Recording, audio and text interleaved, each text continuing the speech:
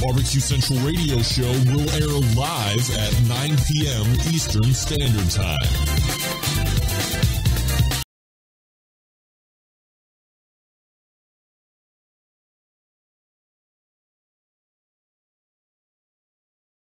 Live at 9 p.m. Eastern Standard Time.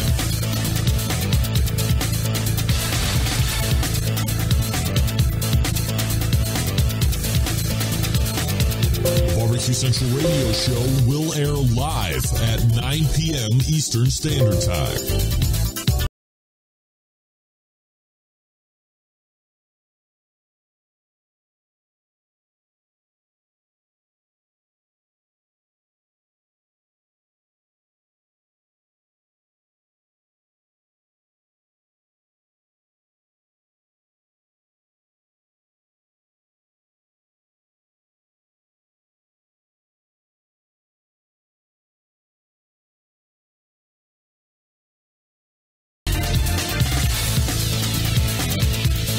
The Barbecue Central radio show will air live at 9 p.m.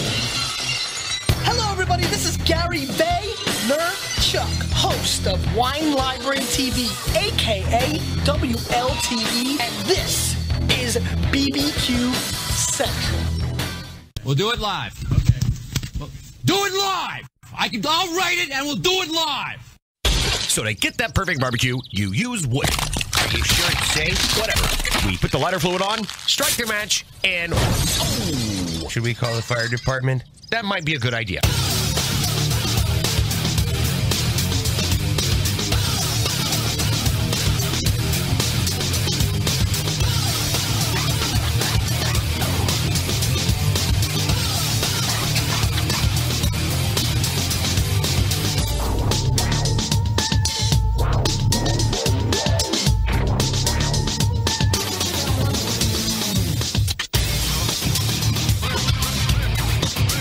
All right. Good evening and welcome to the really big Barbecue Central show. This is the show that talks about all things important in the world of barbecue and grilling. Hey, we broadcast live and direct from the Rock and Roll Hall of Fame city of Cleveland, Ohio. It is the barbecue capital of the North Coast. I'm your program host, Greg Rempe. Happy to have you aboard here on your Tuesday evening. And a show that is by and large jam-packed with succulent information I'm going to be serving up to you over the course of the next 120 minutes. However, if you see fit to join in the fun and frivolity of the show, but you're not sure how to get in contact with me, let me help you out with that. You can get in touch with the show by calling 216-220-0966. Email Greg at thebbqcentralshow.com. On the Twitter and Instagrams at BBQ Central Show. Everything else you want to find out about the show can be found at the main website, thebbqcentralshow.com. And here's what's happening in case you didn't get the newsletter. Coming up in about 12 minutes from now, it is, believe it or not, the 4th. Why is it going? What the? I might need new lights. It is the 4th Tuesday of the month. And, of course, that is going to bring the 4th Tuesday recurring segment guest of the Barbecue Central show, the keeper of the flame over at AmazingRibs.com. You know him. He's my friend, Max Good. Will visit with us. And then we'll move on to the 9:35. You would recall last month on the 4th Tuesday at the 9:35 segment, I unveiled a brand new segment, which I still don't really have a big name for yet, but I'm calling it, for now, the Barbecue Central Show Embedded Correspondence segment. And I'll get to their names here in a second. So this will be the second attempt, and assuming that, A, it goes good, and secondarily, well, I don't, you know, my concern is if we get more guests, but, you know, I mean, if we get more guests, not more guests, but more embedded correspondence, then we're definitely going to have to do what I think we're going to do. But let's just say we have no more embedded correspondence, at least for the time being. these guys, assuming this week pans out, are going to prove that certainly they have the ability to carry more than the short side of the segment in the hour, and we'll have to be looking at doing it at a 10:14.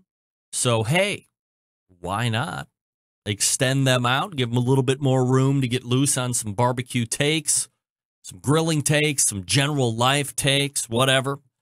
So look for the Barbecue Central Show Embedded Shows Correspondence segment at 9:35, and then we'll move into the second hour. And we will be joined by the current CEO and president of MMA Creative. He is also the founder of the World Food Championships. That's going to be happening a little bit later this year. We have a number of things to get to when we talk to this guy, including the fact that the National Pro BBQ Tour is going to be having their next regional final coming up this weekend in Richmond, Virginia. Also, there's a lot of World Food Championship stuff going on, but specifically to the World Food Championship, since he has been on the last time, there has been an unveiling from WFC that there is going to be a KCBS v. IBCA barbecue throwdown situation. Best of the best, if you will. And I want to get true insight to exactly what that is going to entail. Is there anything about it that is exposition versus real WFC ramifications? Can people that win that? Or are there going to be two different sides of barbecues? Is there going to be a KCBS event? And is there going to be an IBCA event? All this stuff will be answered by the one and only Mike McCloud. That's right. Oh, crap. This is not a rerun, by the way. Just forgot to start the live thing on... Sorry, gang. Steve, my bad. Now it is the live stream. I'll be cutting in here in just 1 second. Notice the shirt. Ina hearts me because she does. I started it on Facebook, and I didn't end up starting it on Outdoor Cooking Channel, but now we're okay. So, for those of you just joining me because I'm allowing you to join you now, sorry about that. At 10:14, Mike McCloud. And then at 10:35, as I've started to do a little bit more frequently because, hey, I want to hear from you guys. 10:35, open segment. How about that? Now you might be asking yourself, what does an open segment mean? Well, I'm here to tell you that we can play some games if you want. I can get you free prizes. You can also get off on a barbecue or grilling topic if you've been waiting to talk to me about something. If you have a question for me, if you have a take on some of the guests that we've had on over the course of this show. I mean, if you're going to call in and give me your commentary, please make it specific to something that is going on right now. And wow, here we are. So 10:35, if you're going to be competing this weekend and you want some show karma, you can call in. I'm more than happy to give it out, dole it out by the tons. So that's what's happening on the show this evening. Max Good coming up shortly, 9:35, the Embedded Show Correspondence segment, and 10:14, Mike McCloud, 10:35, open segment. 216-220-0966, Greg at thebbqcentralshow.com. Your ways to get in touch with me. Let everybody know, of course, that the show is on live. Make the Facebook posts, the tweeters, the Instagrams, Google Pluses, Reddit for the nerds, whatever you like. Let everybody know the show's on. Of course, OutdoorCookingChannel.com is the longtime video syndication partner of this show. So you can catch it right there live on the video side. All the audio runs through my website if you don't want to watch. You can also watch through Roku. So check out their app store, look for Outdoor Cooking Channel, and then download it through Roku. Also available on a number of other IP television protocol platforms. So however you get it, you can get it. Now, don't forget, the easiest way to get the show is just go to Google Play or iTunes or any podcast directory that you might like to work with on your particular device, and then just subscribe to the show. Very easy to do. If you want some instruction on how to do that, you can visit thebbqcentralshow.com/subscribe, and it will give you all the info on how to do that. And every Wednesday morning, you'll wake up, and there'll be a brand new show ready for you to go if you don't catch it live, because certainly I understand, and nobody understands more than me, that there might be some better things to do on a Tuesday evening than camp out between 9 and 11 in front of your television, computer, iPod, or however you consume the show live. But remember, I love the show, or I love the people that watch the show live the most. They're making a commitment. Even though 99.873% of you get it on podcast download. But that's all right. All right, here are your official Barbecue Central Show embedded correspondents. Here's the list. The longest running official embedded correspondent of this show from Texas and pitmaster of Rogue Barbecue Cookers, Doug Scheiding. Second by tenure, the pitmaster of Owl's Nest Barbecue and Tennessee correspondent, Steve Ray. One of the longest running Centralites, pitmaster of the Basic Barbecue team, Patrick Paquette, covering New England.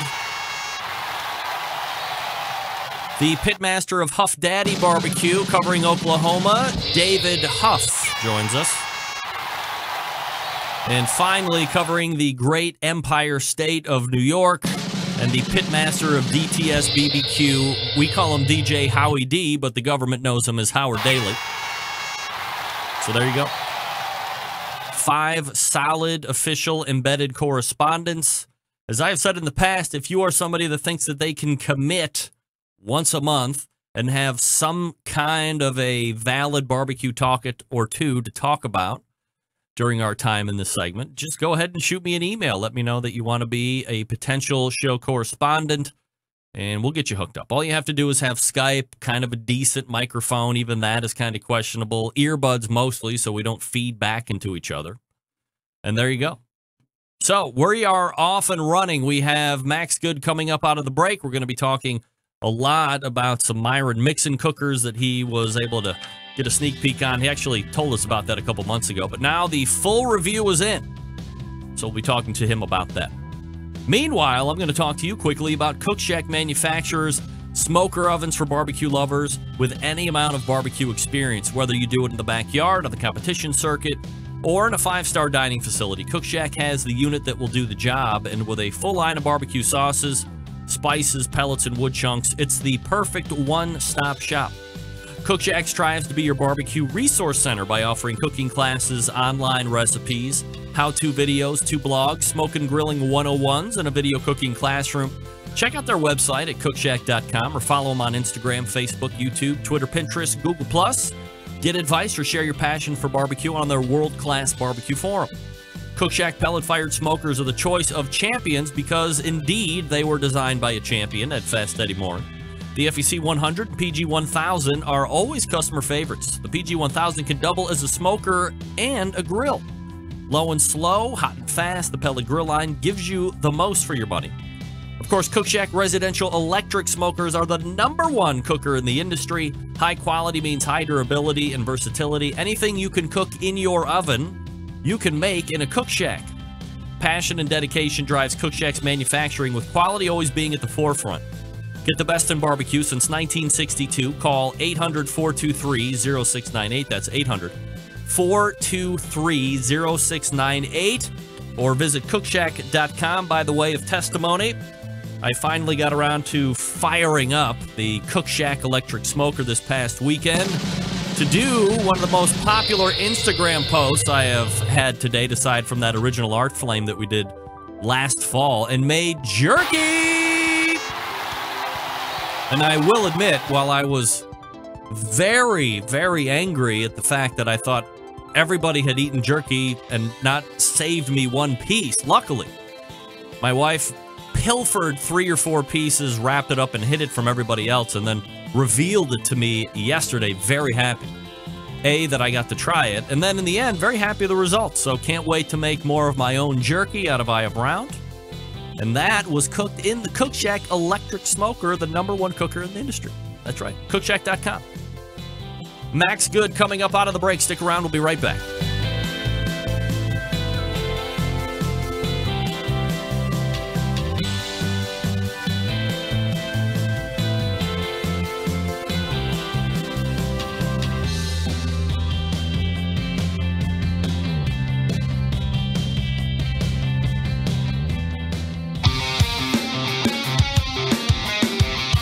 Broadcasting live from the Barbecue Central Radio Network studios in Cleveland, Ohio. You're listening to the Barbecue Central Radio Show. Once again, here's your host, Greg Rempe. Hey, welcome back. The 2017 Grant program was a raging success this season, brought to you by Smithfield. So, if you want to have your event to be under consideration for 2018, head to SmokingWithSmithfield.com right now and apply for the 2018 Grant program. It is available right now. Applications being taken until October 25. Don't miss out. Very popular, adding money to the prize purse, all that good stuff. So we thank Smithfield for that.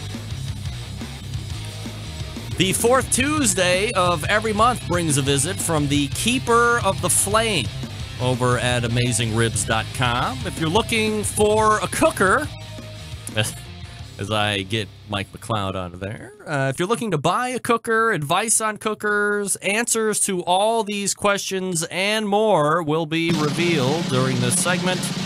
And, of course, it is Max Good joining me here on the show. Max, how are you, buddy? Doing all right. How about you, man? Doing absolutely fabulous. Max, always appreciate you making time for the show, as always. And I believe it was, 2 months ago or so, that you were off on a trip going out east. You were going to be visiting the Myron Mixon fabrication facilities of his cooker, a different company that makes it that I can't remember right off the top of my head. But Seacon. Seacon. Hey, I want to interject. There's a little delay in the audio through my headphones. I don't know if it's on my end, but we can make it happen, I think. I got a great idea. I'm going to hang up, and I'm going to call you right back. Oh, okay. All right, here we go. This is what we do on the show. We deal headlong with technical issues as they happen. That's why it's fun when the show is live, right? So, how about, is that better, Max? Yeah. Let's see. Well, it's not. My lips aren't matching what I'm saying, but that's okay. All right. I think we'll be all right. Let's give it a whirl. You and I, we're loose guys, right? That's right. So you're slow on your end, but as far as what the people are seeing, everything looks to be okay here. So we'll keep running with it. If it gets too much to bear, just let me know. We'll figure it out. I will do that. All right. So what was the name of the company that we were just talking about that makes the Myron Mixon smoker? Seacon in Connecticut. Yeah.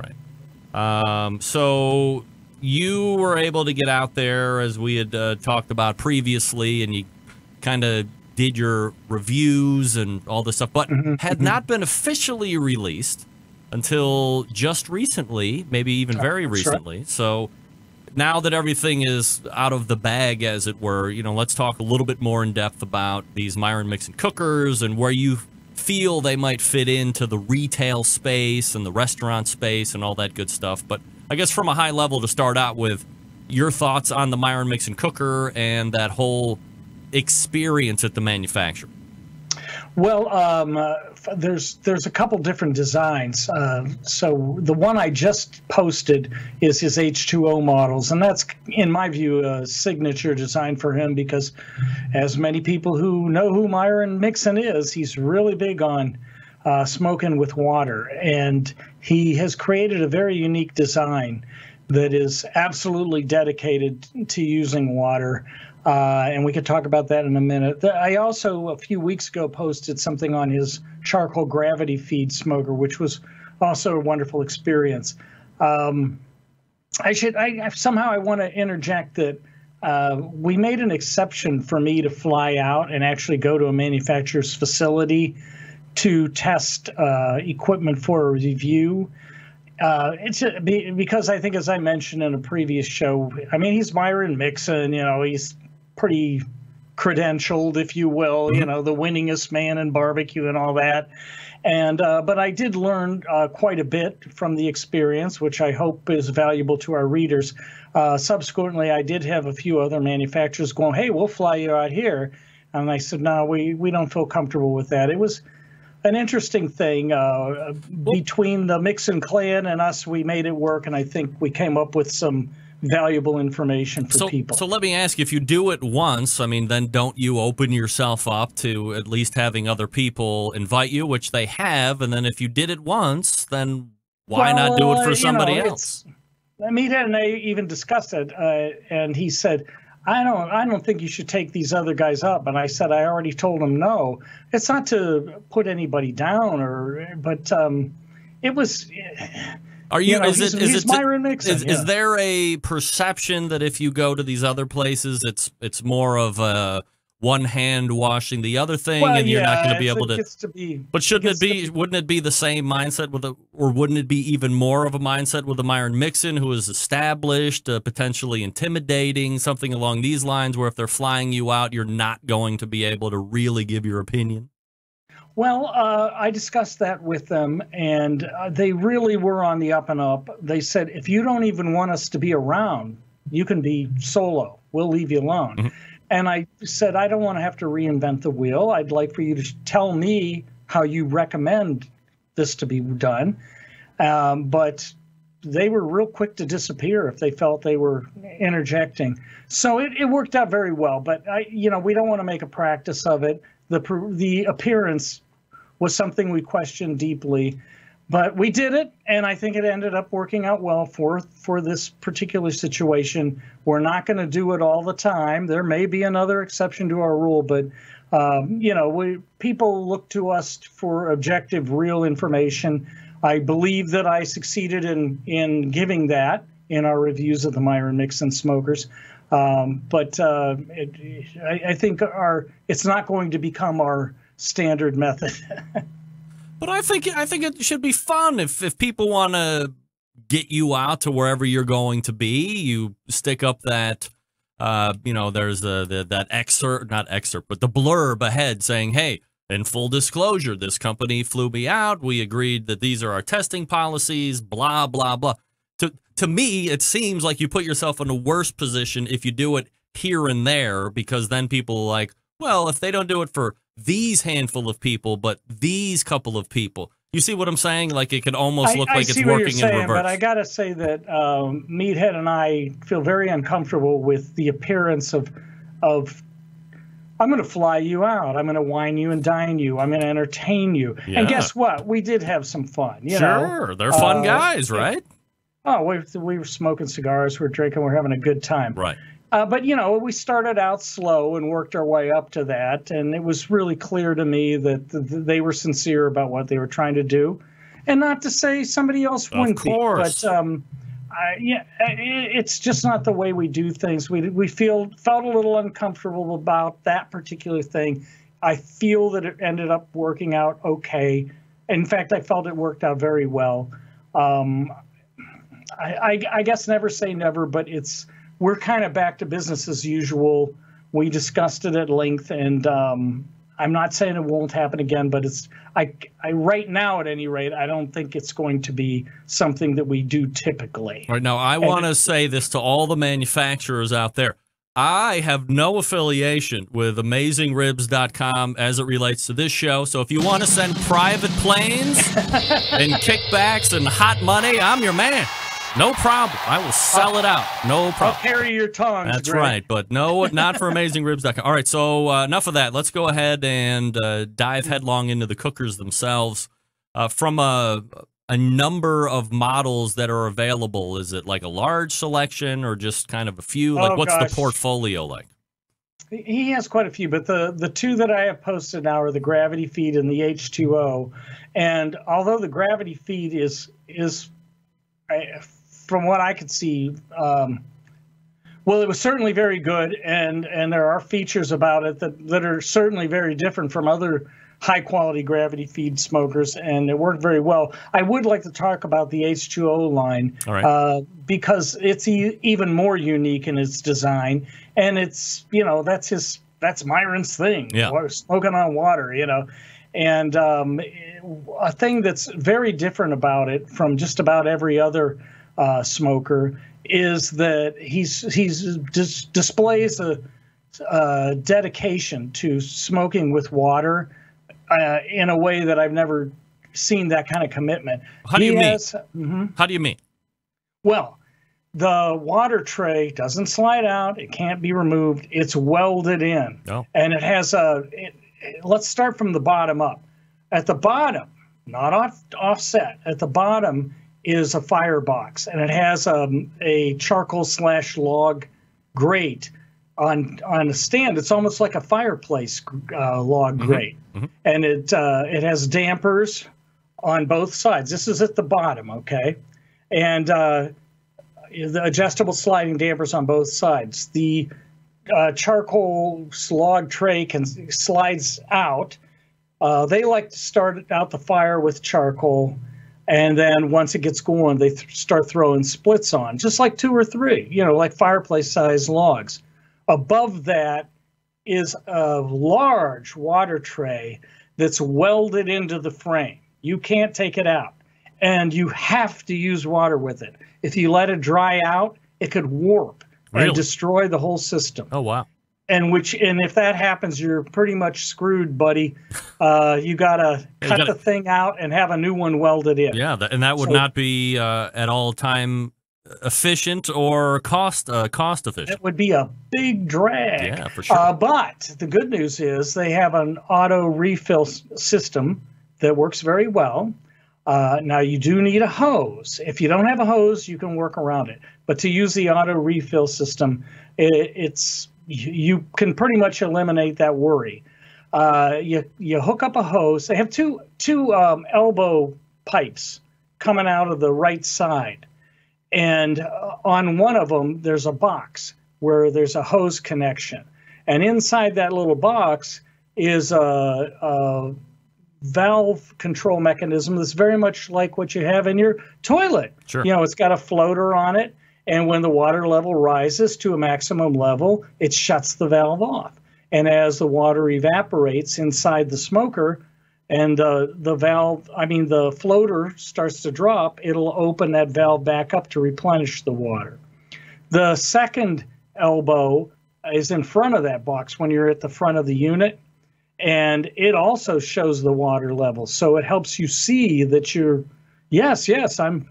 if the valve has malfunctioned, I can still see that water is in there. You can visually see the water level. And if you don't have a hose, you just pour water into that elbow. They're large, they're like 2-inch pipes. So it's pretty neat. And the thing that's really cool about it, picture that you got a wood fire underneath this big water tray, and then you have racks above that. Oh, and I should add that the heat and smoke, you put the wood fire in, you get the water boiling, steams all over inside the smoke box. But there are 2-inch wide gaps at the front of the big water pan and at the back, and they run left to right all the way inside the smoke box. All right. And that's where the heat from the fire and the smoke from the fire come in and blend with the steam and move around inside the smoke box. Now, a thing that I really like about this is we all know, anybody that's done stick burning, the big challenge to cooking with wood is, especially if you're smoking with wood, is to keep that temperature down to like 225. A lot of people these days especially are cooking hotter. But, at Amazing Ribs, we say for the residential person, 225 is a pretty safe temperature. And you're cooking slow like that. It takes a long time for tough meats like ribs, and particularly like brisket or shoulders and butts. They have a lot of connective tissue in it. If you cook it too fast, you're going to be overworking your jaws, man. You're going to be chewing on that stuff because it's going to be pretty chewy. But if you cook it slow, that breaks down that connective tissue, turns it into a delicious gelatin. And when you mix it in with that smoke flavor and, of course, all your seasonings, oh, man, I don't need to tell you, Greg, how good that is. Now, with Mixon's H2O system, you can get those. You don't have to close down the dampers too much. You can have those logs burning away to the heart's content. And what that does is if you have, say, an offset and you don't know what you're doing, or you have a crummy offset, a lot of guys and gals we'll end up having to close the dampers down to keep that temperature low. Yep. And sometimes the hazard of that is that the wood starts to smolder, and that thick smoldering smoke is dirty, and that's where you get this bitter, nasty creosote. If you get black meat, well, black meat can be still good, but it's, when you get creosote, it's bitter, it's nasty tasting. With burning these logs full bore, basically, underneath this water pan, the water pan acts as a buffer. And all water pans do, but this is integrated into the system unlike any other model I've seen. There is the Meadow Creek that has the 5-gallon jug that replenishes it, but I haven't tested it hands-on. I don't know that it does this. Plus, it's a charcoal burner. This is made to burn logs. So you can get those logs burning away. You're burning a clean wood fire. The heat and smoke's coming in on both sides of that water pan, mixing with the steam. It gets really good smoke. You do have to keep replenishing the wood every half hour, 45 minutes, but it's a really neat system. Normal very splits, forgiving. normal wood splits like you would feed a regular offset?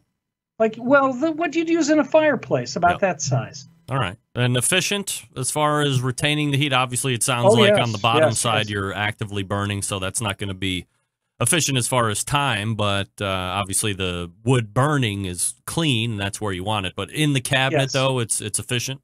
It's very efficient, and these guys at CCON, they do work for the military, they work for the healthcare industry. They get their... Can I say they get their feet held to the fire? Greg, how do I do it? You've done it. At any rate, they have to always perform. They have to always meet specifications every time, basically. And they're pretty slick. That fit and finish is great. They showed me how they do things, and I was impressed. So after a day's worth of cooking butts, briskets, I mean, I've seen some of these, they house quite a capacity of food. Yeah. Do you have to line the water box with aluminum foil before you put the water in, or whatever, like from a cleanup standpoint? I mean, it sounds like it might be potentially icky with somebody that's got OCD like me. Well, it could be. What they say is to treat the water pan like a cast iron surface, in that when you get it, we were working on a new model, and there was a little bit of rust in it. And they were like, we tell everybody, don't worry about that, because the first time you use it, you're going to get some, grease and drippings from the meats you have in there. And of course, they want you to kind of spray it with oil anyways to season it before you even start throwing food in. But the bottom line is you're not supposed to clean this thing spick and span. You want to let it develop a nice surface similar to a cast iron surface. There is a drain hole at the back of the water pan. It angles down into this drain hole that's at the back center, and there's a big brass ball valve at the back where the drain hole terminates. Yep. And you just put a bucket back there and take a plastic putty knife, and you can coax all that gunk and junk down into that drain hole. But you don't want to take steel wool or hit it with a power washer. Right. It's a good idea to take a hose and hose it down and get it cleaned out a bit. But you don't want to. I don't think you want to put foil. I mean, you got to imagine even the smallest one is 36 inches wide, as I recall. So that's a lot of aluminum foil. Yeah. I believe me, I know. And as I had said, geez, I would hate to have my OCD get the better part of me, where I think, oh my God, all this stuff is dripping into the water. But sounds like I would clean out my own stick burner. Sometimes when I want to do that pan, because I have the Lang and I have that big heat deflector that runs across. Fill it up with water, let it boil, start to drain it out, scrape it all off, and then I'm off and ready to go for the next cook. Kind of like a once a month steam clean. Ben Lang would also say, don't be scraping my V-shaped diverter down there. You know, take the grease out and the gunks out, but don't go nuts. Yeah, well, I mean, to keep it clean. I know he said to me that was where we're jumping into the Lang design, but it's a good design too. Very different though. In that one, it's a traditional offset, but that V-shaped diverter that has two functions from the offset firebox, because it's a reverse flow system, as you know. The heat and smoke goes under this V-shaped diverter kind of. It's like a baffle, like full-length baffle. Yeah, and so the smoke and the heat goes under it and goes from the firebox over to the other side, and then comes back up over the racks where your meat is, and then goes out the chimney. But he said when he was younger, he was working in the restaurant business, and he emphasized that if something's hard to clean, we're not going to clean it. So I wanted to, when I made my smokers, I wanted to make sure they're easy to clean. That V-shaped system, you can, once again, scrape things down over to the end where the drain is. I hit it with a hose, but I could bet if he was in on this conversation, he would say, don't power wash, don't scrape it too much, don't hit it with metal, don't hit it with steel wool. What do you do? I should ask you. You got one sitting in your backyard. Yeah, do what he says. Get it to 300 degrees, spritz it with a little water, steam clean it, and then you're off and running. If I do it really fatty, crappy cook and I'm lazy and I don't clean it out, the next day I'll get a huge fire going in the firebox. I'll fill it with water. I'll turn the drain closed, fill the whole bottom part with water, get it at a raging boil, and then I'll just slowly start to drain it out, scrape, and then it all goes out, and we're right back to nice steel, like cast iron, if you will. So that's what I do. There you go. See, that's what I do. That's it. All right, bad news. We're out of time. So we were just getting started. I know. That's what happens when we get to talking. Where do people want to go to check out the Myron Mixon Smoker review? Well, you got to go to AmazingRibs.com. There's a red navigation bar at the top. Click on equipment reviews, and from there you can see we have a lot of different things. We review digital thermometers, we review kitchen tools, but if you want to cut to the chase, you can. There's a search field right at the top, and you could type in Myron Mixon Smokers, and you'll be given a menu. But maybe the best way is to go to the equipment reviews, go to Max's Grill and Smoker Reviews, select it on that page, and then you'll see a method of searching. You can search by manufacturer, which in this case would be Myron Mixon. But if you were just, let's say you were saying, hey, I got $500, I want to buy a smoker, you could not put in the manufacturer and just say, I want a smoker, and I would spend $500, and you'll get a smorgasbord of smokers for yourself. Got it. Well, once a month, more specifically the fourth Tuesday of every month, Max Good is here from AmazingRibs.com. Always appreciate the time, Max. Thanks so much. I love it, Greg. Have a good evening. Thank you, sir. There he is. Oh, my. Look at that. All guests on the Barbecue Max Central Good. Show appear via the Smithfield Hotline. Talking about the Myron Mixon Smoker. That's right. So, I mean, personally, I think if you're going to go with one manufacturer, like, why not? Or say no to everybody. It can't be some and not the other, right? All right, folks, head on over to the #1 barbecue and grilling store. They have a curated selection of great outdoor grilling and cooking supplies. It's BigPapaSmokers.com. If you're looking to improve the flavor of your competition barbecue recipes, Big Papa Smokers has combined forces with fellow rub company Simply Marvelous Barbecue to form what has now become known as the West Coast Offense. Big Papa's also proud owner of the award-winning Granny's Barbecue Sauce. Looking for a new go-to barbecue sauce that will please everyone? Granny's traditional yet powerful flavors that remind us why we fell in love with barbecue in the first place. Check them out at BigPapaSmokers.com. And aside from their premium selection of rubs and sauces, Big Papa Smokers also offers the very best pellet, charcoal, and wood cookers available on the market today. If you're looking for a versatile cooker that's easy to use, Check out the Mac 2-Star General Pellet Grill. Big Papa Smokers is the exclusive Mac dealer and even offers special packages that nobody else can get you. Not a fan of pellet smokers? Take a look at the Old Hickory Ace BP. It's the only charcoal smoker that Big Papa trusts to put on his competition barbecue trailer. If you're a backyard barbecue enthusiast looking for a durable, versatile grill that will last forever, the M, like Mike, M Grill is just what you need. They're built like tanks. Not sure what kind of grill you get? Well, you really can't go wrong with the grills and smokers featured at BigPapaSmokers.com. They have something for everybody. It's clear that BigPapaSmokers.com is the place to go for all things barbecue. Every product featured on their website has been hand-selected to help you barbecue better. Boost your barbecue skills with the help of Big Papa Smokers, the #1 online barbecue store. Call them toll-free at 877-828-0727. That's 877-828-0727, or shop their website at BigPapaSmokers.com. That's BIGPOPPA Smokers.com. All right, the embedded barbecue segment. As we come back, stick around. We will be right back.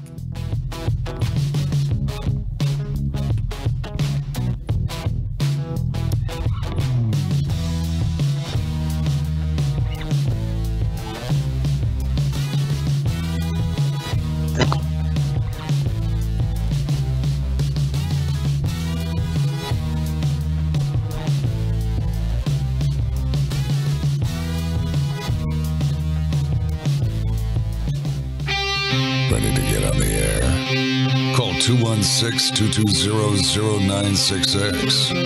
Now, let's get back to the LeBron James of barbecue talk. Craig Rempe.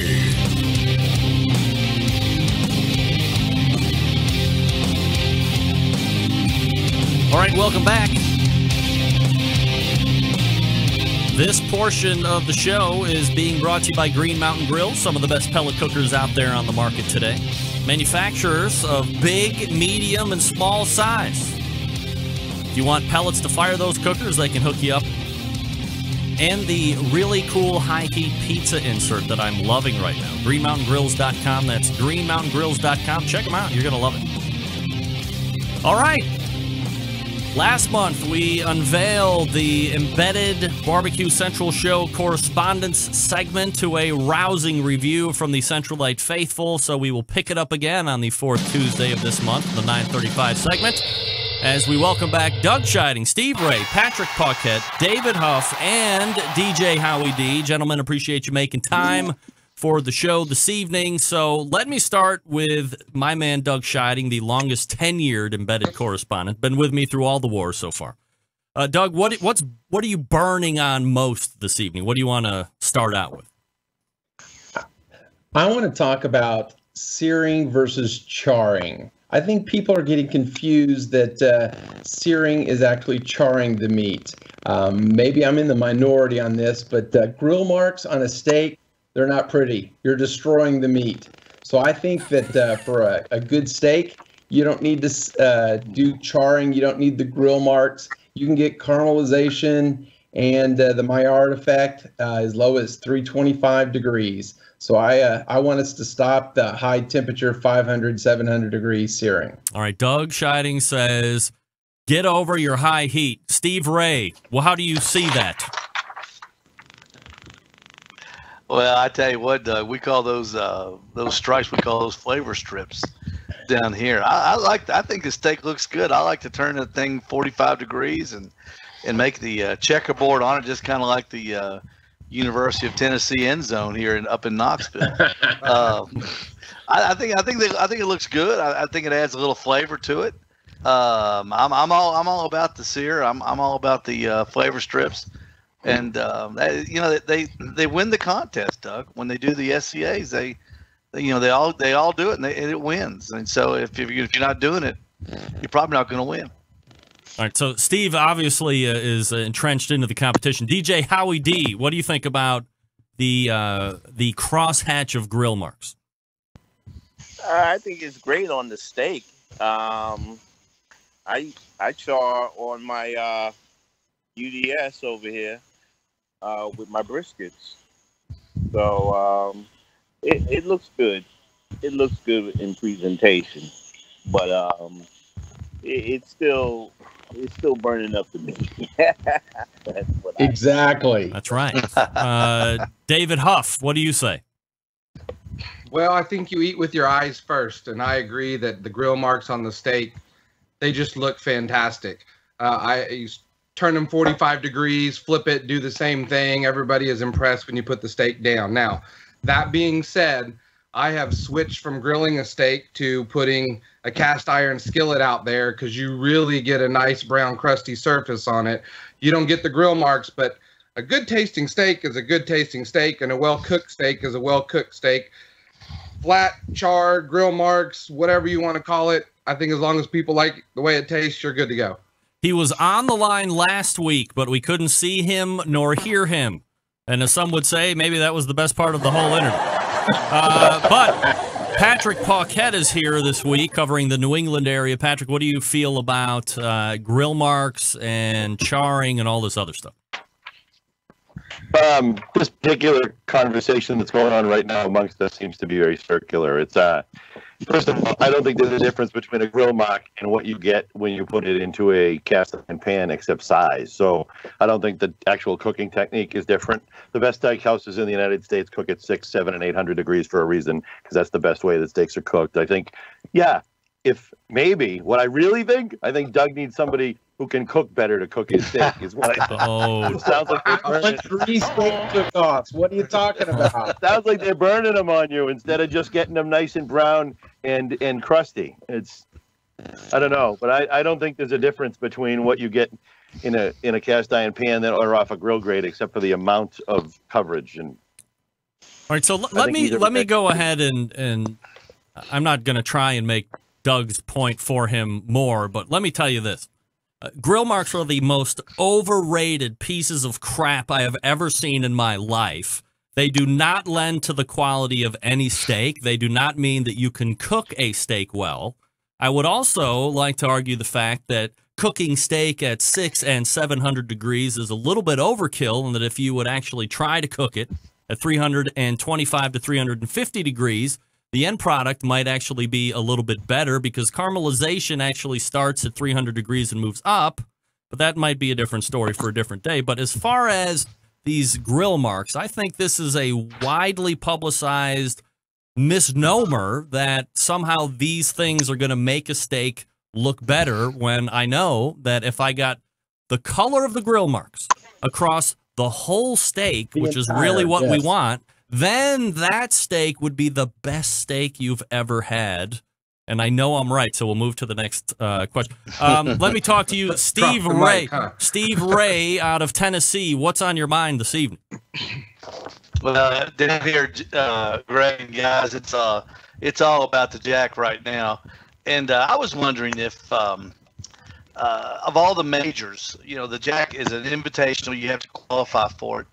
Do you think that the Jack is the easiest major to win? Is it the hardest major to win? And if it is the easiest major to win, what is the hardest barbecue major to win out there? Let's go right to DJ Howie D. Is the Jack the easiest or hardest to win? And if it's not, which one is? Well, I haven't cooked the Jack, but right now the hardest. Uh-oh. All right, little trouble audio on Daryl there. Hold on one second, David. We'll try and get him ramped back up. Go ahead. What do you think? What's the hardest?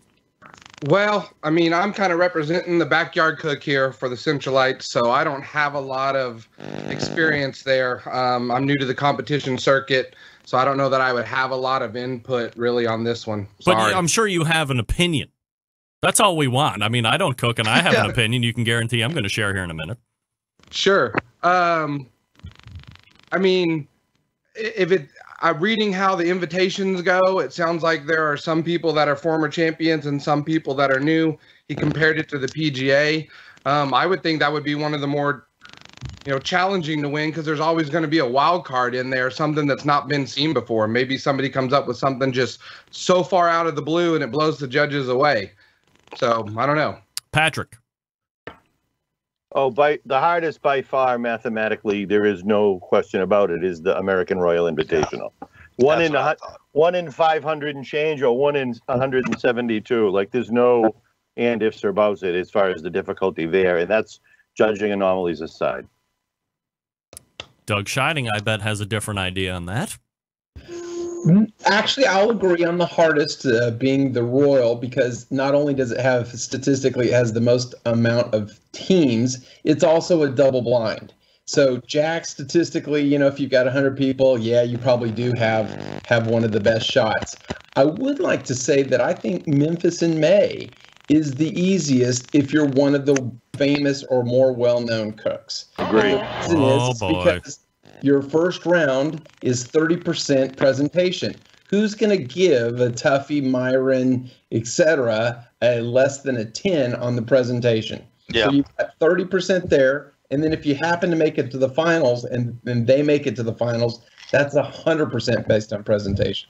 So I think from a famous standpoint, the Memphis in May would be the easiest. The easiest. All right. Let's go back to DJ Howie D and see if we got the audio iced out there. What do you think? Well, with Memphis in May, we've been bouncing back and forth. The best we've done is 6 in whole shoulder. And that was with Mo on our team. Do you think Mo gave you any type of an advantage because he's a face you see on television?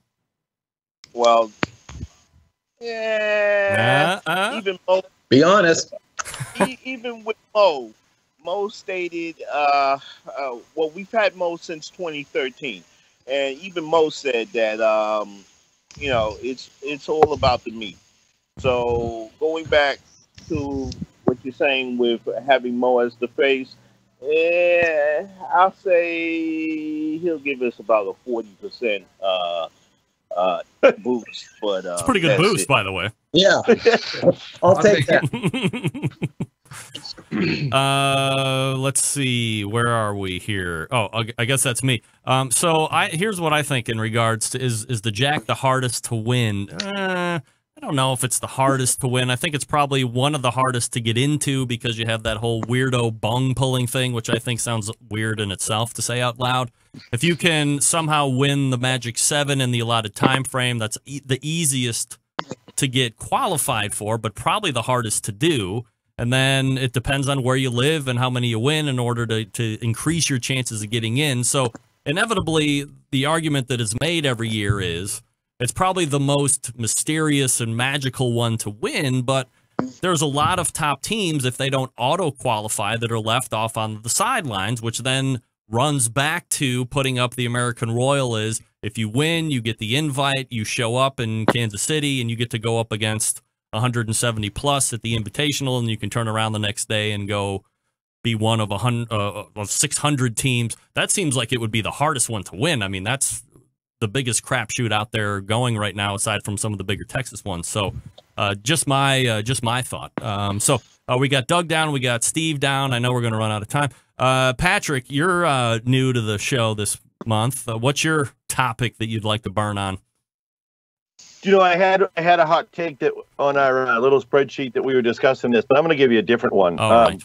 My hot take is there is too much goddamn drama in competition barbecue right now, no matter where you are. Really? Whether you're on a barbecue field, on social media, wherever, someone is complaining about something, and it is time for people to realize that this face of barbecue in social media is costing us money and sponsorship. Because if you're in any other middle-class outdoor activity like this, the sponsors are lining up looking to spend money. And in barbecue events, it's only at the top for a reason. And it's because there's too much drama out in public right now. And it's chasing some people out of this sport. So I'm just getting tired of it. Patrick, I graduated high school in 1984. It's time for these kids to shut up. Patrick, do you think these people understand that lashing out in social media instantaneously has repercussions? I do not. I actually think that they don't care. And don't get me wrong, I do think it's a reflection of today's society. But that being said, it's costing us money. DJ Howie D, talk to me about it. Too much drama in competition barbecue? I haven't run across really from the multiple contests I've done this year. I haven't had any drama at all. Nothing. Really, nothing. All right. Good for. Maybe everybody needs to go to the same contest that DJ Howie D is going to. Huff Daddy, drama? No, I mean, as we discussed last time, other than people giving me a hard time at a couple of my cooks for using a pellet smokers, you know, that kind of drama. Everyone seems to be. I was actually impressed with how friendly and open people are to helping you learn and talking. I think what he's talking about is on the Facebook, people having opinions and always having to voice them. I think there's a lot of that going on in all kinds of realms, not just competition barbecue. I don't know how you stop that. Dougie, competition barbecue drama, is it, do you see it in person? And maybe Patrick is talking more online versus in person. Maybe he's talking about both. I'll go back to him here in a second. I'm talking about public venues of communication where sponsors want advertising. All right, so that's obviously social media and other media type platforms. So, Doug, what do you think? Is he on par here? Yeah, I mean, there is some drama. Heck, I just went to the IBCA meeting where there was a lot of drama on Facebook, et cetera, prior to the meeting, you know, the banning of pellet cookers and, you know, half the people agreeing and that sort of thing. So I think from a sponsorship standpoint, I don't know if it's necessarily the drama. I think it's more the lack of public integration into the contest. It's a contest amongst us, and there's not a lot for the public to do. We can't really serve food to them. There's not anything for them to really engage in. And so I think from a sponsorship standpoint, it's just limited primarily to the cooks. All right, Steve Ray has the last word.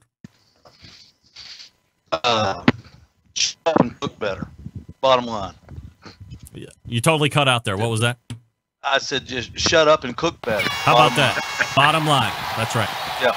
All right. If you don't like the judging, just, you know, go to school, go to Myron school, go somewhere, go to Donnie Bray school, learn to cook, and, you know, you'll do better. Period. DJ Howie D, quickly, what's your hot take for the month? The hot take is having the backyard cooks come get embedded with us pro cookers. That's the best way to increase the sport. Get more people involved. Then all this alleged drama on social media kind of slow down, because I don't see a lot of backyard cooks getting their opportunity. Patrick, you're kind of in that similar neck of the woods as DJ. Would you like to see some of the backyard guys get installed with some of the pro teams to pick it up a little bit? Yeah, I agree. There could be more mentoring. There are some mentoring programs by some of the local associations, but it's rare to see somebody taking advantage of them. So I agree. Is that the best way? I don't know that I agree with that, but I agree there should be a lot more mentoring. David Huff, new team. Would you like to be installed with a more established pro team as you got into it to see what it was like?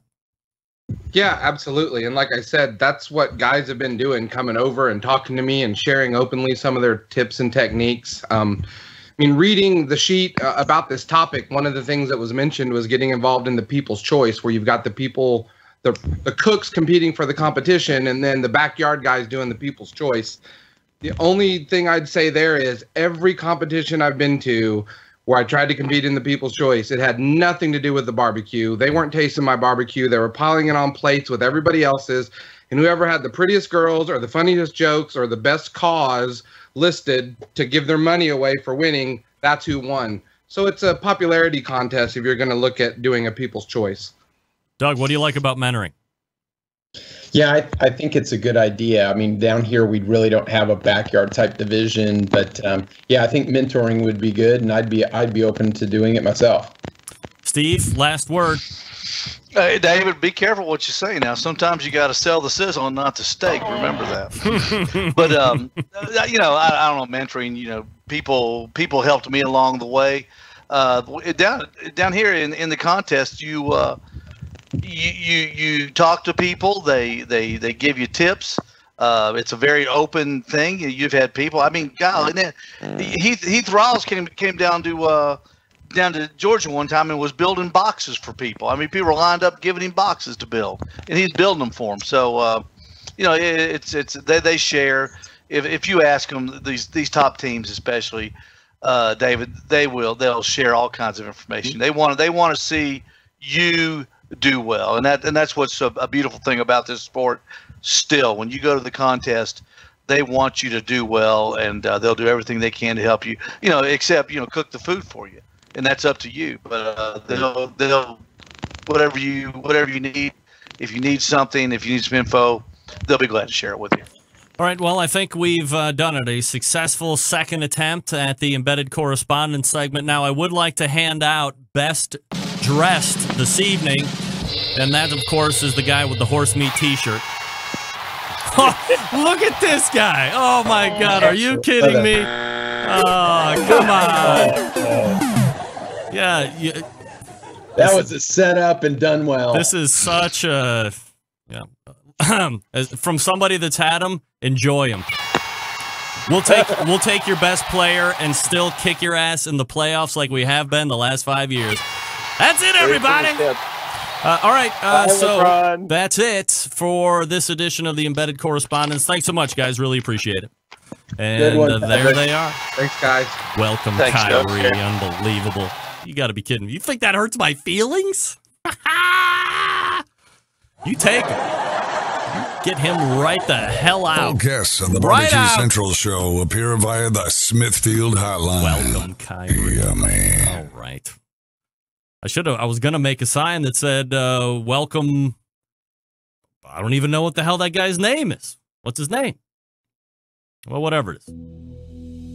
All right, let me get ready here. All right, second hour coming up. Stick around. Be right back. Brisket and ribs. And the only host.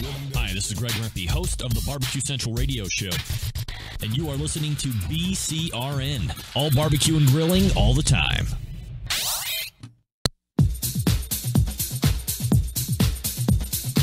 Happy to have you aboard here for the really big barbecue show. Boing.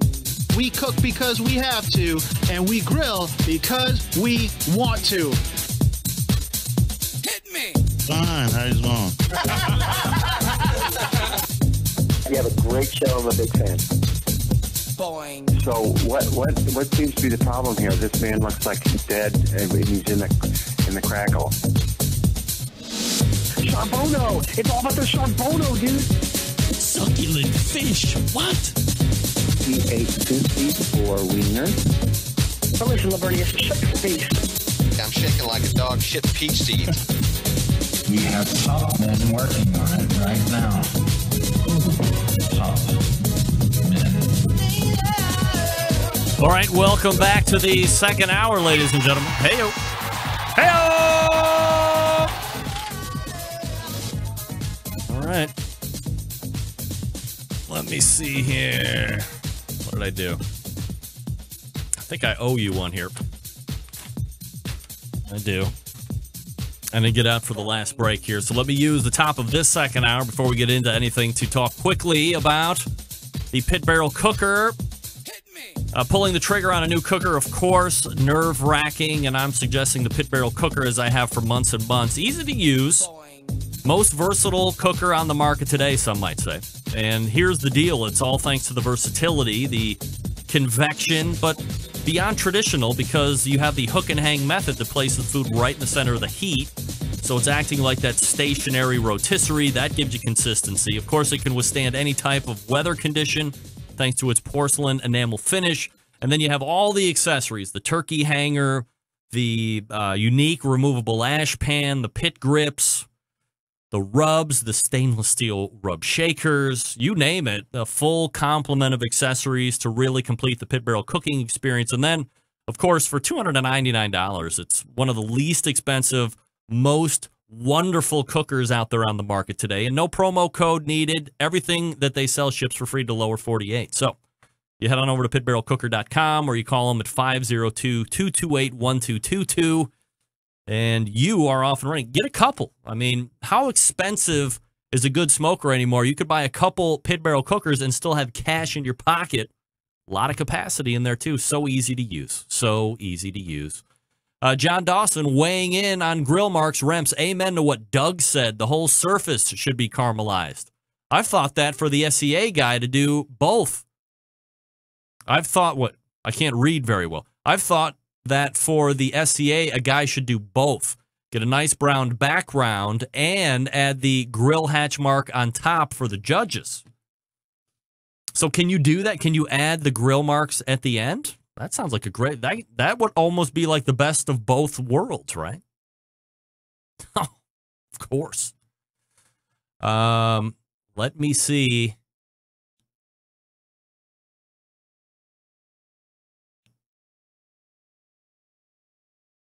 And I'm reading that one. And I'm saving that one. We might have a new embedded correspondent. Let's see. Phil Gorman. Love to give this a shot. Love the show. Love to chat about barbecue. Spend a lot of time on pellet cookers, trying competition on pellets only. Thank you for reading my email and comment on Twitter posts. Phil Gorman. Phil, where are you from? I don't want to be a spelling Nazi, Phil, but you spelled embedded wrong. That's all right. Big stuff out of here. I'll let it go this time. This time only. All right, the National Pro BBQ Tour presented by Sam's Club rolled through Asheville, North Carolina this past weekend, leading to the Richmond, Virginia regional final that takes place this coming weekend. So the top 6 teams out of Asheville moving on are indeed for grand champion. Now, this is a combined team, and I only know half the teams, which I hate to admit. But Cool Smoke was one part of this. Grogs and Hogs wins it. Reserve grand champion, the Smokehouse Mafia. 3rd place, Smokin' Buttheads. 4th place, Rocky Top Barbecue. 5th place, Redneck Scientific. 6th place, Backwoods BBQ. 1st place gets it with a 687.9. 2nd place, or a reserve, was winning it with a 683.3, so a good 4.5 points or so, separating 1 and 2, and a good 13, 12-point swing between 1 and 6.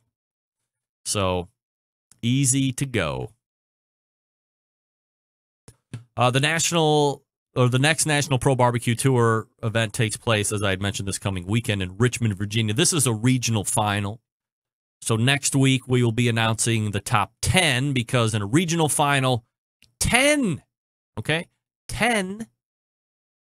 is what they send to the national final. So you qualify next weekend, you have the opportunity to go to Bentonville to try and win the whole thing. And I think that's what's kind of neat about the Sam's Club or the National Pro BBQ Tour is you can enter in. If you somehow can swing 3 solid cooks together, you have the opportunity of winning it all. Qualify in the local, qualify in the regional round, and then just get into the final. I mean, everybody wants to win everything, right? But get into the final, and then it's you. You have a 1 in 49 chance or a 1 in 50 chance of taking it all down, which is, kind of an average KCBS size contest when you come to think about it. Except you happen to be competing with 49 other really great teams that have been cooking really well, or have at least cooked well 3 times or 2 other times to get themselves in the same position that you're in Bentonville. So good luck to everybody competing next weekend. All right, Horse Meat 2017 update. You know I got it. This is an email from Mark Schumacher from Germany. Ist das Deutschland? Hey, Greg, first of all, I wanted to send you my congrats for this excellent show. I am a German barbecue and grilling fan, and I've discovered your show only some weeks ago, and since then, I am inhaling all new and former podcasts on my daily commute to work. Thumbs up for shortening my time in the car. So, Mark, thank you for subscribing and listening on your way to and fro work. And I pick back up where I left off. Especially Steven Reichlin with his TV show and books, as well as Jeff Phillips, inspired me to bring barbecue to the next level in my backyard. Now, to your last topics, horse meat and pork steaks he's talking about last week. I grew up close to the border to France, and I am now living in Trier and working in Luxembourg. Grilled horse is often served in our company's restaurant, and so are pork steaks, especially the famous Schwankenbrachen our neck and shoulder steaks. We love this stuff.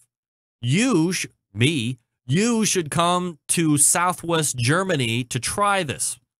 Ask Steven Reichlin. He knows what I'm talking about. Greets from Germany, Mark. Well, Mark, as I always say to my German friend, darf ich uns und Bier haben? Ja. Jeden Tag und jede Nacht Wasserliste schenken. Okay? This is what I'm talking to all my friends that speak German. You heard what I just said, and what can I tell you? That's all. That's all I know. That's all Jeden Tag und jede Nacht Wasserliste schenken. Hat sie schon. Darf ich und Bier haben. Who knew this show was bilingual? So that's your 2017 horse meat update. There was actually something that showed up on my Facebook just a little bit ago. But what can I tell you? Email from John Dawson. Subject line, finally, a team where it's fitting that rather than stand, select players, squat, and take a on the side. Oh, what? I can't read that. Finally, a team where it's fitting that rather than stand, select players, squat, and take a Kaepernick on the sidelines. The team, of course, is the Browns. Yeah, oh, let's not talk about the Browns. Oh, they're so bad. I'll tell you what the worst part of the Browns is right now, and this is not a sports show, and I will never claim it to be a sports show. But the Browns have somehow eked out 2 preseason wins, which you would live in this city. That means what? What? Browns Super Bowl on tap. That is until we get to the regular season, where they proceed to S the bed, as they have since '99, holding one season, as a local sports talk show would call the season of dreams, where we went to the playoffs. But other than that, I mean, I don't even think we've sniffed the playoffs. Maybe one other time. And last year was downright brutal. And for whatever reason, people think the defense is markedly better this year, that we actually have some potential talented quarterback, which I highly disagree with. We have a really tall guy that nobody wanted and got rid of him for a pittance. And then we have a really young dude from South Bend, Indiana, better known as Notre Dame. And then the guy that quarterbacked for us last year, who's now 3rd on the depth chart. That's not good prospects there. If your starting quarterback is now 3rd on the depth chart, that's not progress. I think we are in for my prediction at this point in the Browns season, 2 wins at best. At best. A lot of people on the Browns bandwagon right now because we're 2-0. I am not that guy. Nor will I be that guy, by the way. Give it time. Give it to the, I don't know what, first game of the regular season. Watch it all fall apart. Everybody's calling for everybody's head. It'll be just like old times. Folks, the Chop Power Injector is the National Barbecue Association's 2015, 16, and 17 barbecue tool of the year. 3 awesome sizes. The #1 seller is the half gallon. Designed for the competition guy and gal or to back up the backyard warrior just like me. Easy to use. Clean it, fill it, pump it, and away you go. If you have just one brisket or pork shoulder to do, you don't need to fill it all the way up. Just put in what you need. It uses it all. It comes with a whole bunch of cool stuff. You pay $100 plus you pay shipping. The 1-gallon Chops Power Injector system is designed for catering and bigger jobs. Some use it in competitions like when you cook MBN whole hog or Memphis and May whole hog for that matter. Or maybe you're doing 10 shoulders to get that perfect one. This one also comes with a whole bunch of cool stuff. You pay $120 plus you pay the shipping.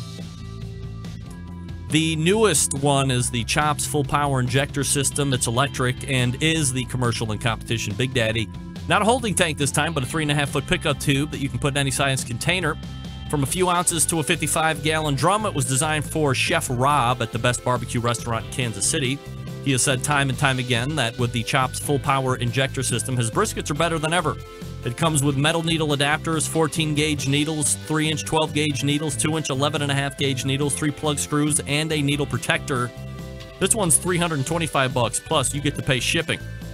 A number of the top pitmasters in the world using the CPI system every day to make their barbecue better than the rest. Why? Well, I'll tell you what. It's a foodie world, folks. It requires flavor in every bite. This is how you do it and do it fast. And it's not just for meat. How about alcohol-infused watermelon? Every injector hand-assembled right there in Kansas City, Missouri, USA. By the way, shout out to Kansas City. Hope you're getting out of that water situation that some of you are in. If you want extra accessories, they got them. You want to shoot medium ground spices, they got you covered for that. They have 2, 3, 4-inch 12-gauge needles. Also, they have a 2-inch closed-tip needle, perfect for shooting fatty meats to keep you from plugging up the needles with fat. They sell replacement stock needle adapters and plug screws. They have a great upgrade you can make your chops injector bulletproof with metal needle adapters. Visit barbecuekansascity.com. That's BARBEQUE, barbecuekansascity.com. And figure out why everybody says that the Chops injector system gives your barbecue power. Thanks to Dan Uladal and the folks over there at the Chops Power Injector System. Patrick Paquette, relentless with the Kyrie Irving talk. I'm just here to tell you that Kyrie is no leader, and we did not lose anything. I'm sorry to say it. We're back with Mike McCloud right after this. The only show giving you a monthly. The only show giving you a monthly visit from a doctor of barbecue. A man actually named Meathead. The author of a barbecue Bible. Bloggers, reviewers, competitors, and manufacturers by the dozens. It's the Barbecue Central Show. Once again, here's your host, Greg Rempe. All right, welcome back. I am not bitter. I'm not. I swear. I'm really happy that we got Isaiah Thomas. I mean, that's a wash as far as I'm concerned. This portion of the show being brought to you by cookinpellets.com. They're your #1 resource for quality wood pellets for all of your pellet-driven cookers. As Chris Becker said last week, not voiding any warranties. That's against the law for anybody to tell you, by the way. They have apple mash barbecue pellets. Exclusive wine pellets. You go to Amazon.com to purchase. You're going to be very happy. That's cookinpellets.com, longtime sponsor of this show. Let me tell you that the National Pro BBQ Tour, presented by Sam's Club, is heading to the regional final round in Richmond, Virginia this weekend, as I just mentioned. Here to talk about that, as well as some World Food Championship topics, is the president and CEO of MMA Creative, also the creator of the World Food Championships. I am, of course, talking about friend of the show, Mike McCloud. Mike, how are you, buddy? I'm great, Greg. How are you? I'm doing fabulous, Mike. Appreciate you asking. Before we get into anything that has anything to do with food, if you were a Cleveland Cavaliers fan, would you be crying right now that they traded away Kyrie Irving and in return got Isaiah Thomas, Jay Crowder, some other trade pick next year from the Brooklyn Nets? Or would you pretty much be pretty okay with everything as it sits right now? I would be reading about the Browns and checking on their hopes for the season. The Browns? Yeah. Forget about that. Who cares about the Browns? A bunch of losers. No way. This is Cavs town, baby. That's right. I mean, I can tell you what the Cavs are going to, or what the Browns are going to look like. They're going to look like about a 2-14 team. That's what they're going to look like. I mean, it's sad. I heard your prediction earlier. I think I agree with you. Yeah, I mean, everybody's so happy about preseason football here. We're so starved for a football winner, but meanwhile, all we have is losers on the field. Nevertheless, Mike joining me here on the show. A regional final for the National Pro BBQ Tour is coming up this weekend in Richmond, Virginia. 10 teams obviously moving on to the Bentonville final when it's all said and done there. And the series continues to be so popular, maybe from a social media standpoint and what I'm hearing verbally and through text message and email, the most popular season to date. I guess because in its simplicity, if you can string together 3 really good cooks, you could win some really good money and some really good bragging rights to boot. Well, it's been that way from the beginning, but I think the popularity of it right now is just that it's a smooth operational process. I think people have figured out what it takes to ascend through the tournament, and the popularity of the tournament has really reached an apex almost with the overall Sam's Club support. So we're very, very pleased to have created this thing from the start, and to see it kind of reach a maturation point where it's become the main tournament in barbecue. Is it incumbent that this series and a sanctioning body be partnered together for it to continue, or do you see a time, and I'm asking you to just kind of give your own take here, but do you see a time when Sam's or the National Pro BBQ Tour could kind of step out on its own and be its own existing successful thing outside of anything else? That's a great question. I think that the Pro Barbecue Tour is always going to have to be sanctioned in some way, some form, some fashion. And as we all know right now, KCBS is the leader in the industry as far as number of events and popularity throughout the world. So it just makes sense that they are hooked up, and that the event, the series, the tournament is sanctioned through KCBS. So can I envision a day where it might be a little bit different? Sure. I mean, we at MMA Creative and marketing in general, we have to always kind of look over the horizon. We always have to be thinking about the future.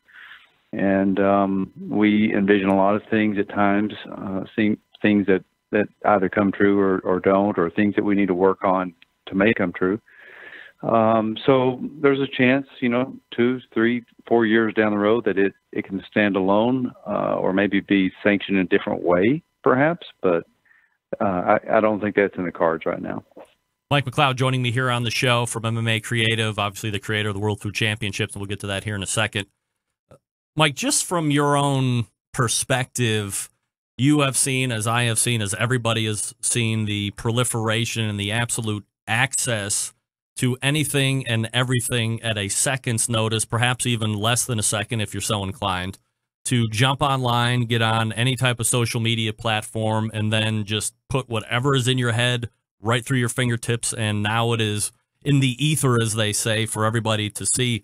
Is it a detriment to some point who is, somebody that's involved with just sponsors in general or dealing in business, to see this competition niche have such access to just venting off, perhaps at an ill moment, or really not thinking through, and maybe people don't want to think through, they don't want to be regulated? Can having this type of Wild West ability hinder growth or scare people away? My professional response would be that it's great that we have an opportunity for everyone to share their opinion. It's great from a professional marketer standpoint to be able to have metrics that you can track, and that you can collect, and that you can put numbers behind. Now, my personal opinion, I think it's a travesty. I think that there are a bunch of hotheads out there, not just in the barbecue arena, but in all arenas that prove that they are not only bad apples, but they are big, bad, sour apples, and that it hurts the overall initiative of people who are trying to move an industry forward. Many times, I think they need a filter between their brain and their mouth and their keypad. And a lot of people just don't know how to put that filter there. They just don't have the ability. They don't have the foresight to understand that their commentary will end up in the laps of a sponsor or a potential sponsor, and kill a deal or prevent a deal before it ever happens. And that's just, my personal input on it. But it's certainly a different time. 20 years ago, marketers didn't have to worry about this. Today's world, we wake up every morning and we're afraid to look at our phone because of what someone might have said about some new initiative or some new sponsor behind some new industry. And it's really a challenging environment for someone who's trying to create a rising tide for all boats. Mike McCloud joining me here on the show. Mike, there has been, I try and keep my finger on the pulse as much as I can, but I've heard that perhaps MMA and KCBS might be ending, or there isn't going to be a continued relationship. Is there anything on that part that you can confirm or deny?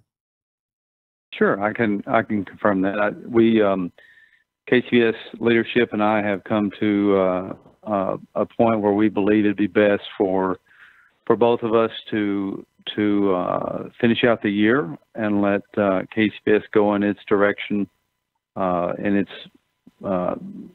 wisdom and its leadership in its numerous ways. And for me on the MMA front, we are certainly starting to pay a lot more attention and put a lot more energy and interest behind what we created about 6 years ago, which is the World Food Championships. So 12/31/17 will mark the end of an 11-year run of advisement and marketing support to KCBS from MMA Creative. Are you sad about that, or is it just time and everybody's agreed and that's just the way it's going to be? You know, it's like breaking up with a girlfriend that you've been with for a long time. There's mixed feelings about it. It's not what we had originally planned or envisioned, but I think that the timing is right. I think that we've been blessed on the World Food Championship side in ways that we had not predicted. And this gives us an opportunity to really focus on that front and really set about our path to make the World Food Championships and the barbecue division the hardest and best competition out there. I noticed in your earlier segment we didn't come up, but I will tell you that the number of challenges that a team has to go through at the World Food Championships and the quality of the teams that are at the World Championships makes us one of the toughest out there. So just pay attention, because we're growing and we're moving in directions that no one else has ever moved before as a promoter. Did KCBS bring that up at all as a point of concern, that World Food Championships is growing and gaining more and more popularity every year, and that they didn't think you were able to kind of corral both, or not a mention of that? There was. I'll be honest with you. I always have been. I'm not going to beat around the bush with you, Greg. You do a great service to the barbecue community, and I feel like my company has done the same. But there was, ironically, some commentary about that with some of the leadership at KCBS, and I found it ironic because, we're just coming into our own. We've done everything we can to lift barbecue as a rising tide, just like the Jack has, just like the Royal has. We've been a KCBS sanctioned event for numerous years, and for someone to think that it was competitive or conflicting to KCBS initiatives was a little bit confusing at first, but at this point, it's water under the bridge. We're doing everything we can to finish out a great 11 years with KCBS, putting great programs in play like the Great American Cookout Tour, the Sam's Club National Pro BBQ Tour, many other opportunities that I won't even go into here, and then also building a barbecue division at the World Food Championships that has a KCBS process built into it. We're big believers in barbecue, and I grew up in this industry with the KCBS mantra, thanks to a great late man, Tony Stone, and I'm going to continue being a big believer in it. So regardless of what current rumors are or thoughts or beliefs that certain people have, I'm not going to lose any sleep over it. We're doing the right thing, and we're doing a lot of great things. Mike, I don't know what goes on in the board and the meetings, nor would I purport to know anything about that.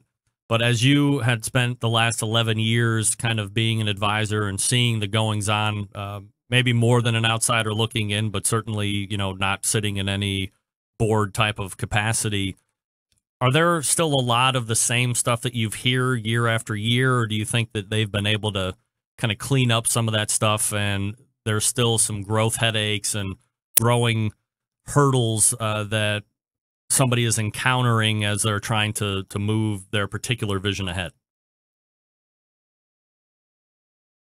Well, that is a multidimensional, very complex question.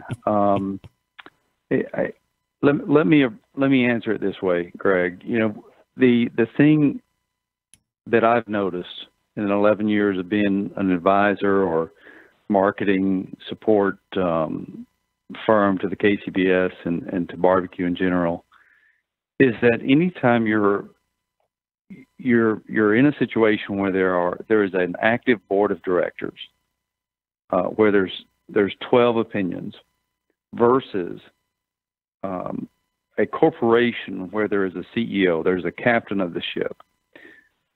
There are many times you have to sit on your hands, and you just simply have to. You just have to listen, and you have to wonder: is this the right thing for a collective body? And I've never been elected to the board, so I can't. I'm going to refrain from criticizing the board. I just know that it's a challenging position. It's a challenging scenario. And things that this board has dealt with over the past 11 years, whether it be year 1 or year 11, are things that are typically not dealt with in a corporation, because you do have a decision maker versus trying to get a consensus or trying to get a political majority on something. And I think that's what ultimately hampers any kind of organization that does have an elected board. You're going to have different perspectives, different political agendas, different agendas in general whenever you're dealing with a board a nonprofit board that has 12 individuals with 12 equal votes on it. And it's been quite a lesson to see that and to understand it and then become, I guess, somewhat comfortable with it. Since I'm really an entrepreneurial guy and I'm a captain of a ship in my own company. Mike McCloud joining me here on the show. Mike, I didn't plan on this, but could I hold you over for one more segment and we can talk about World Food Championships, Sure. especially the IBCA case? All right, cool. So stick around here. We'll pick up our conversation with Mike McCloud, MMA Creative, and the creator of the World Food Championships here in just 1 second. And I will talk to you quickly about Butcher's Barbecue. Grilling season, God, for some of us, almost over. Labor Day signifies the end of grilling season for you schmoes, but if you're like me, you do it all year round. No problem. Head to the place where you can get your barbecue and grilling needs, Butcher Barbecue. Certainly we know by now that Butcher's carries a great selection of barbecue products, but their portfolio of grilling items continues to expand. You've heard me talk about the grilling oils for a while now. I believe that these products are changing the way people cook forever. These items shelf stable, don't require refrigeration like a lot of the other butters do. With grilling oils, all you need to do is just leave them out by the stove or take them out to the grill, use as needed. If you need a butter kick, use the butter flavor. Want a Chipotle or steakhouse kick, they have those flavors as well. And here's how I use them. Flavors aren't aggressive, so you can build layers of flavor as you flip. Then, when I take the steak or the burger off or whatever protein I'm cooking, hit it with just a little bit of that grilling oil before it goes on the table, and man, it adds the perfect end to hopefully a great protein. And because they're shelf stable, as I just mentioned, never out of sight, out of mind. That's the worst, right? You get a new product out, you got to open it up, you're using it, then when you're done, you got to put it back in the refrigerator, and then you forget to use it next time. Not with these. You can just leave them right out there and they don't go bad. Dave is always in the flavor lab coming up with new stuff. Right now, the Grilling Addiction Seasoning is taking the world by storm. Available for sale right now at butcherbbq.com. And lastly, Dealers wanted. If you currently own a barbecue and grilling store and don't carry the Butcher's lineup, what are you waiting for? Hit up butcherbbq.com, request information on how to become a dealer. Not only will Dave thank you, but your customers will reap the rewards by getting these fine products in their hands to try for themselves. These products extensively tested both in the backyard and on the competition trail, so you know they're going to deliver on the goods. Head on over to butcherbbq.com right now. Check out all the products. You'll be happy that you did. And that's butcherbbq.com. Always trust your butcher. We are back with more Mike McCloud right after this. Stick around. I'll be right back. Continuing to produce incredibly mediocre content in an exceptionally professional way. You're listening and watching the Barbecue Central Show. Once again, here's your host, Greg Rempe. All right, this portion of the show, ironically enough, is brought to you by the Pro BBQ Tour presented by Sam's Club. 31 cities, 500 Gs, and cash, eternal bragging rights if you win the whole thing. This weekend, of course, as Mike and I were just talking about, the regional final takes place in Richmond, Virginia. To get more info on this tour, check out where to compete next, or to view all the results, hit up kcbs.us/Sam's Tour. That's kcbs.us/Sam's Tour. I think that's the first time, Mike, that you've been on hold and heard me do a Sam's Club read leading back into you. That's weird, right? It made me smile. It sounded really good. Thank you.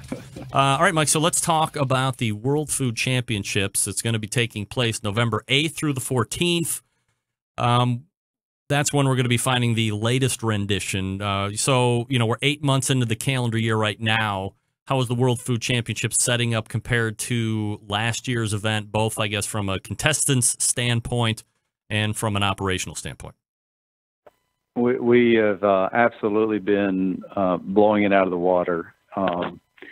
We are at maximum capacity. We have 500 teams loaded into the tournament. Usually we cut registration off at October 1st, and we just cut it off this past weekend.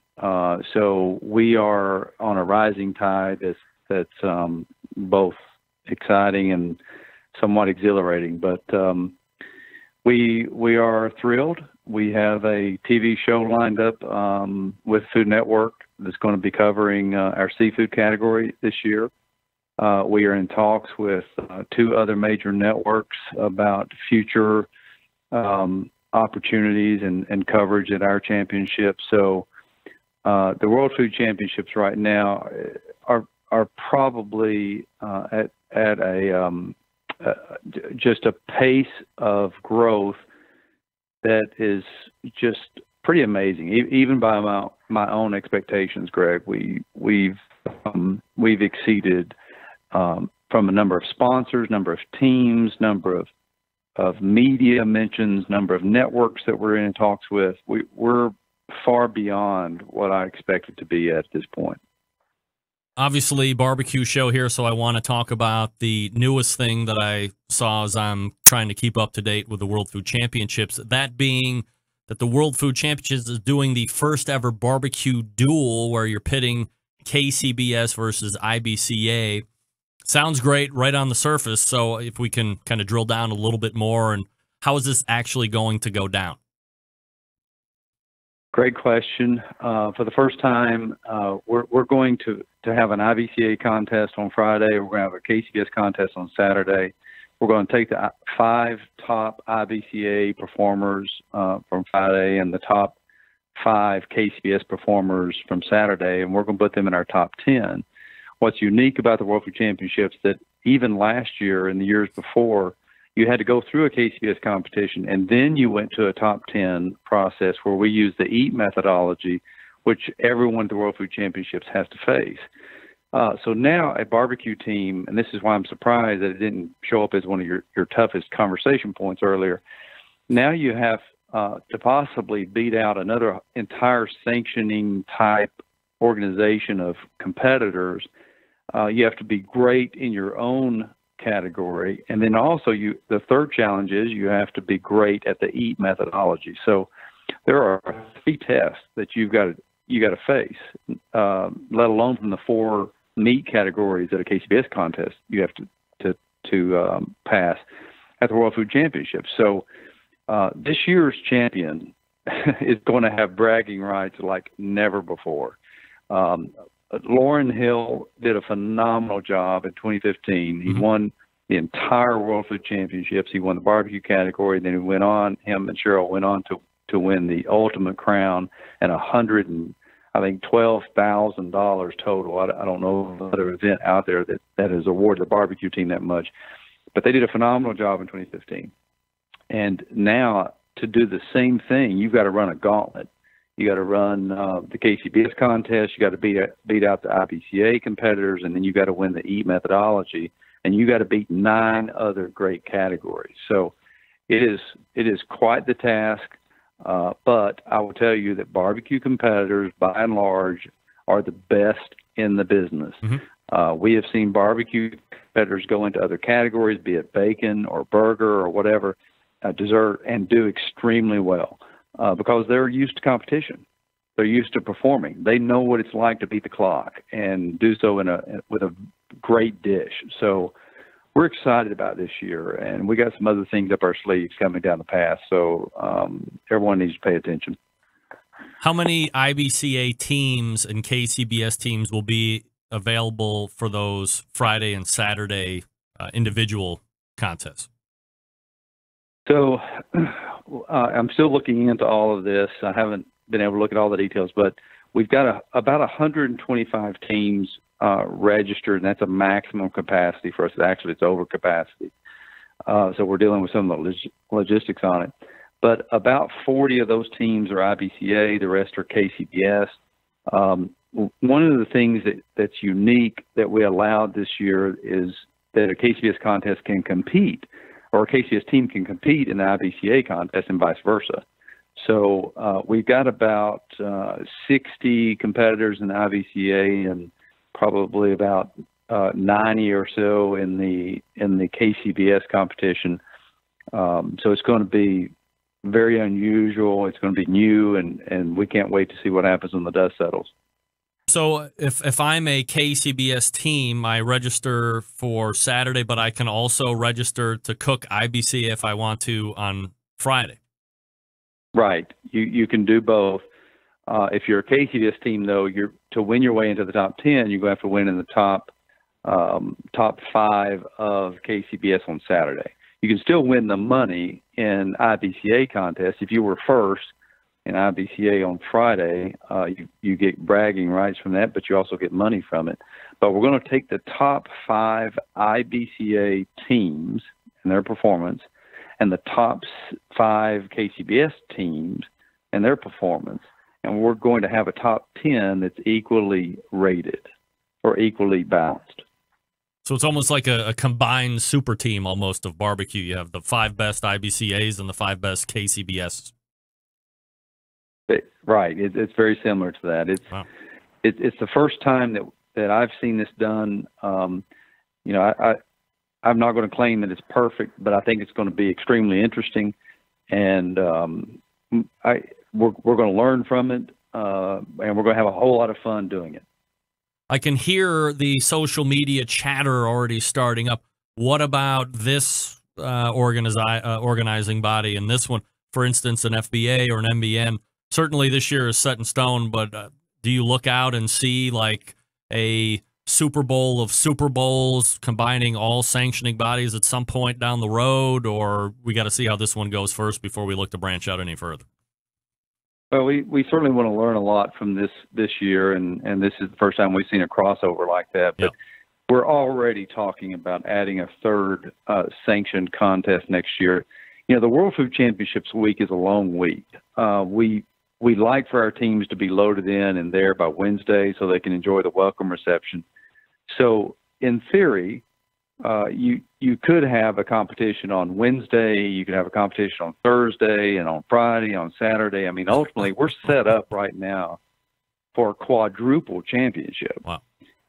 Where you could have 4 major bodies, 4 majors at the same event, and then crown a champion after all that through the EAT methodology. So we're already looking at that possibility and thinking about it, but obviously we want to learn from this year and see how it goes.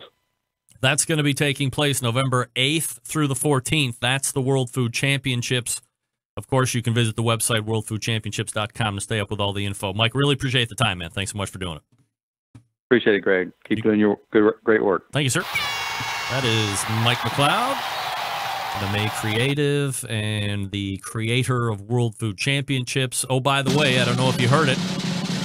MMA Creative and KCBS done at the end of the year. There you go. Breaking news. Breaking news. A Barbecue Central Should have played Show that. exclusive news update. Well, I didn't play it. What can I tell you? Weighing in on Instant Chat, National Pro BBQ Tour are, for me, the best run contests in the United States. David Qualls weighing in as far as boards and how they work. I agree with that. KCBS board is too big and no single administrative structure. I think Dave has actually said that here on this show. Holding accountable is the key phrase. Sean asking, but is the KCBS and World Food Championships parting ways? Won't this end up being a one-shot deal? I think his one business of MMA Creative being divergent from the World Food Championship, so they can still ask KCBS to sanction the event, which I would imagine that they would keep that. I have no knowledge that they would actually continue to do that, but to me, there's no reason why they wouldn't continue on the KCBS side of things, because that continues to be the biggest sanctioning body out there currently. I have a question from Charles. Email, I am competing in my first competition this fall, and I have heard that you're allowed to trim your meat before you go to the competition. The only thing is that you cannot season or inject it prior to inspection. However, trimming is allowed. Any input or information would be most appreciated. By the way, thank you for your show. I really enjoy it. If you decide you would like an embedded correspondent in West Virginia, I would be more than happy to throw my hat in the ring. I live in Parkersburg, just down the road from you. I'm also 100% disabled Navy veteran who uses barbecue and grilling to get me out of the house and into the sun to fight depression, PTSD, and isolating myself. So, Charles, first and foremost, thank you for your service. That's right. Wow. And I believe, I'm no competitor, by the way. I've never competed. I don't believe it.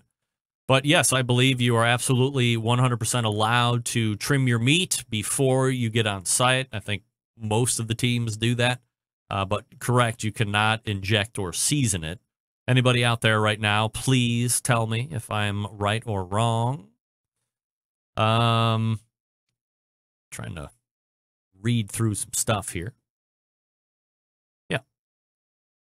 So, 216-220-0966, Greg at thebbqcentralshow.com. If you want to jump in and ask me a question or have a take or whatever, more than happy to have you here on the show. And I thought it was kind of interesting to hear Mike talk about that, you know, after 11 years, perhaps the parting of ways isn't something that he actually saw happening, but his reference to breaking up with a girlfriend, well, you know, why do you break up? And you become complacent, it's not romantic anymore, maybe you're not listening as much and they're not listening as much, and so on and so forth, so it's best just to split ways. I thought it was particularly interesting to hear that some of the talk focused around the creation and success of the World Food Championships, and is that occupying, or what kind of time is that occupying from his side, and are you able to give whatever their perception of the proper amount of time to KCBS is. So at the end of the year, that's going to be it, and we'll see what the KCBS crew does at this point. Maybe they elect to do marketing in-house. Maybe they go out and look to solicit the services of another marketing company to bring them to whatever the next benchmark is for them. But it is interesting also to hear him say that when you have 12 people in there, 12 individuals, there is not one CEO or main decision maker. Because in a lot of boards, and I was with a company that had a board, and there was a CEO, a guy that hired me, and he was pretty much able to make any decisions that he wanted to do. I think there were benchmarks in place where if a certain dollar amount was to be exceeded or a business potential deal was going to exceed X amount, that it was brought to the board for approval in the end, or that he had to ask the board for approval depending on what he was going to do. But, day-to-day business stuff, change this rule, implement this policy, let's do this instead of that. He was the main decision maker, and things were made very swiftly. Here, it sounds like the exact opposite of that, and I don't know if that's something that can even be changed because of how long it has been in. This is the way it has always been done. There is the saying, if you always do what you've always done, you'll always get what you always got. So maybe things will start to change. Maybe not. We'll see. You know me. We got time on our hands. 2017 rapidly coming to a close. I've said it before, and I'll say it again. That was Mike McCloud. All right, let me talk to you quickly about the longest-running sponsor of the show, the Barbecue Guru. And boy, am I excited to talk to Bob Trudnak next week. Come on. Are you looking to turn up the heat for your barbecue and grilling skills this summer, or what's left of it? If so, you're going to need to get your hands on the most advanced ceramic cooker and high-tech barbecue accessory to hit the market. We're talking about the all-new Monolith Barbecue Guru Edition and CyberQ Cloud. Just launched by Barbecue Guru, the world's first temperature-controlled ceramic smoker and grill with a built-in power draft fan that's going to give you the easiest, most successful barbecue experience to date. These must-have new products will make barbecuing easier than ever before and will be your new secret weapon for cooking delicious food each and every time. Ready to buy? Of course. Head on over to bbqguru.com and grab them up while they last. If you have any questions about what to order, please call 800-288-GURU, 800-288-GURU, or visit the website bbqguru.com. The Barbecue Guru continues to be a breakthrough in barbecue technology. And again, because it was almost going to be out, I think they had actually announced that Monolith and CyberQ Cloud, and then they had to pull it back a little bit. But now we're going to be able to talk about it unabashed. So next week, Bob Trudnak from the Barbecue Guru will be on the show. And we'll be back to wrap up the show right after this. Stick around. We'll be right back.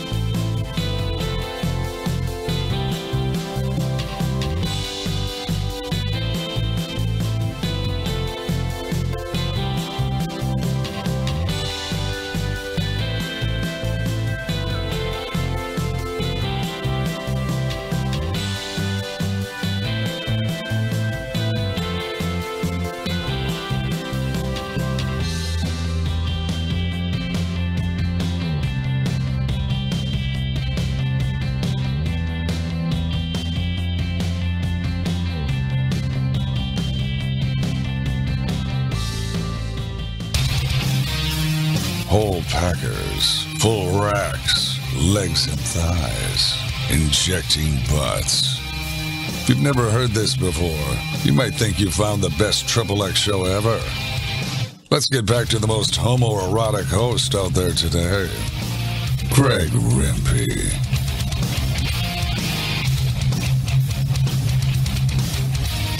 All right, welcome back. This summer, Smithfield has partnered with the ultimate names in grilling to bring you amazing prizes. All you have to do is get grilling.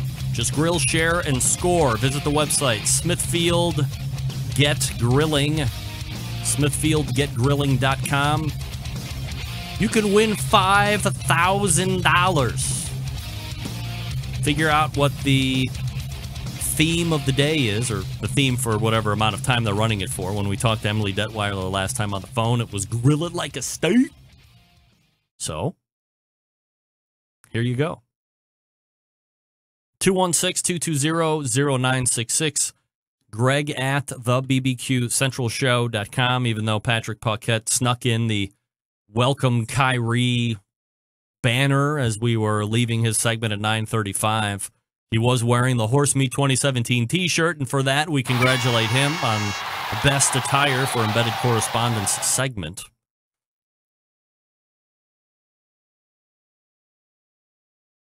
Yep. I keep getting this signal that looks like we're ducking out, but we're not. So far, so good. All right. Well enough. All right, let's go ahead and make tracks and get on out of here. Why not? I'll get on out. Sure. All the way back in the first hour, we talked with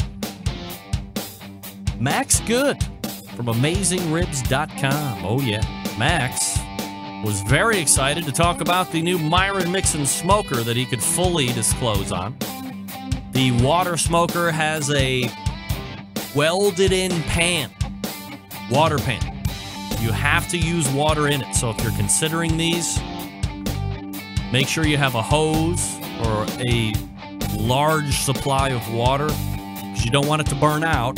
Because if you gunk it up, you're going to have to get it cut out and replaced. That's going to be a lot of money. That's going to be a lot of heartache. We don't want that.